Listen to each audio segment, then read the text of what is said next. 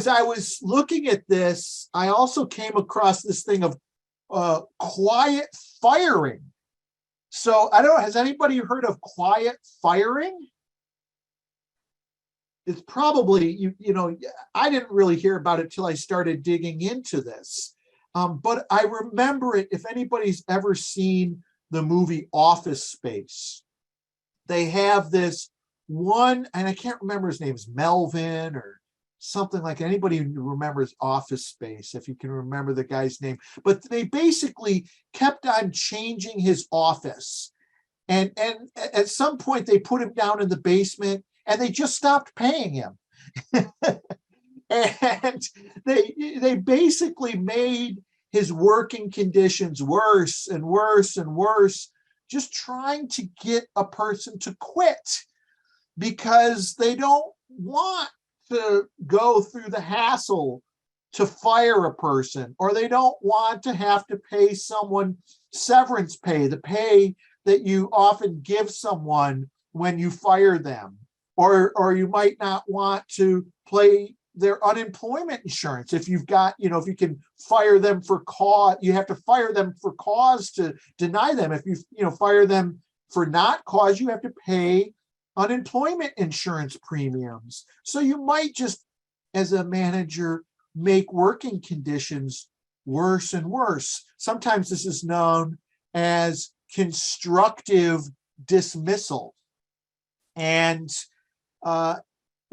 sometimes this is deliberate, okay, where there's kind of a campaign. It's kind of, I think, a form of bullying in a sense, but in a way it's what we would consider passive aggressive. It's not like overt aggressive type of bullying.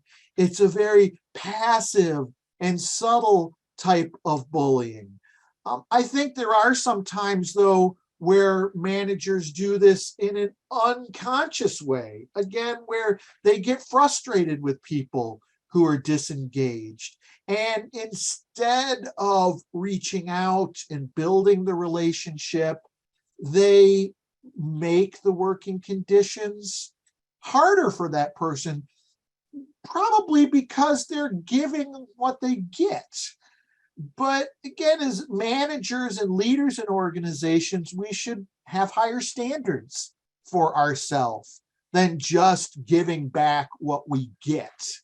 And so, we should look at, what are these things? So how do we recognize what this is, what this quiet firing is? It's passing over an employee for promotions or raises, despite the fact that they have good productivity. It's not giving feedback to workers, as Dorothy was talking about. It's assigning people projects that are below their skill sets or below their job description, like giving them more menial work than their skills or their job would, call for. It's canceling or not having those one-on-one meetings. It's,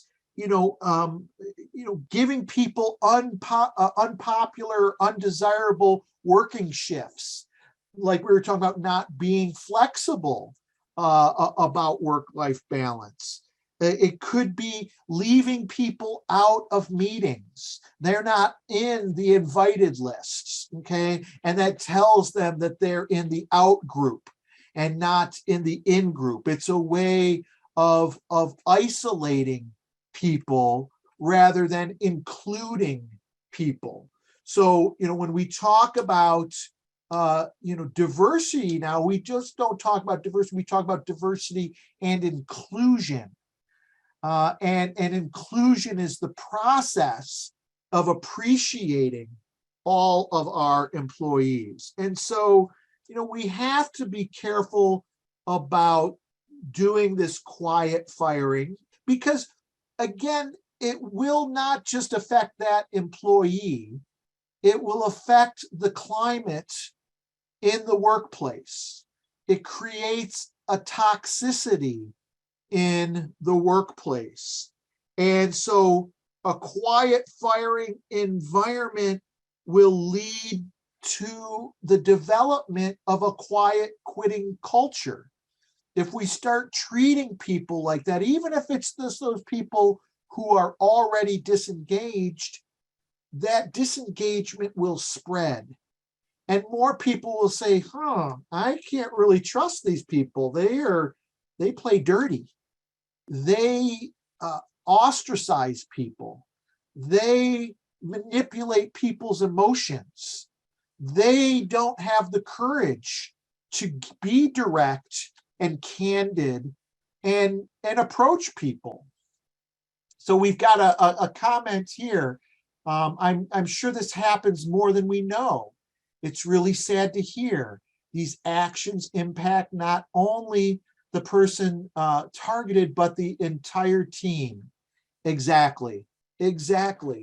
And again, these things can take on a momentum of their own. And sometimes we rationalize our behavior, and we might seem like we're justified, but that's where we have to really check ourselves and look at our biases and maybe our behaviors that we have somehow rationalized in our minds, but are really contributing to maybe a toxicity. And maybe that's an area where we might need to have the courage to talk to a colleague and say, I've noticed that there's this pattern of leaving certain people out, and maybe that's affecting the larger team.